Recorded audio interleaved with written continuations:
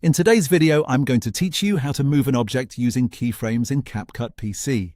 If you want to make a sticker, a text label, or an image overlay smoothly glide across your video screen, this is one of the easiest ways to do it. Keyframes let you tell CapCut where an object should be at one moment and where it should end up later.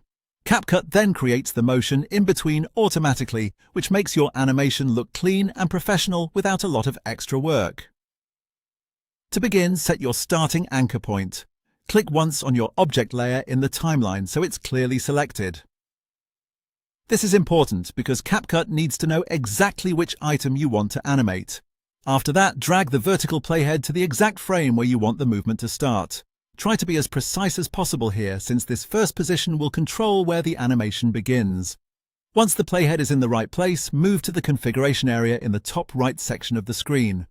Under the Video tab, open the Basic section and look for the Position setting. Next to Position, you'll see a small diamond-shaped keyframe icon. Click that icon to create your first keyframe. As soon as you do, a white diamond marker will appear on the layer in your timeline. That marker represents the starting position of your object. Now it's time to choose the end point of the movement. Go back down to the timeline and drag the playhead forward to the exact frame where you want the object to finish moving. The distance between these 2 points in time affects the speed of the animation. A shorter gap creates faster movement, while a longer gap makes the motion feel slower and smoother. With the playhead now at the ending frame, move your cursor to the preview window in the center of the screen.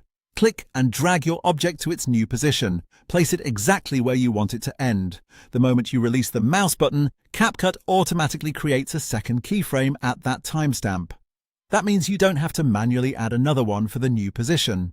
Now when you press play, CapCut will animate the object from the first position to the second, creating a smooth motion across your video. And that's it, you're all set.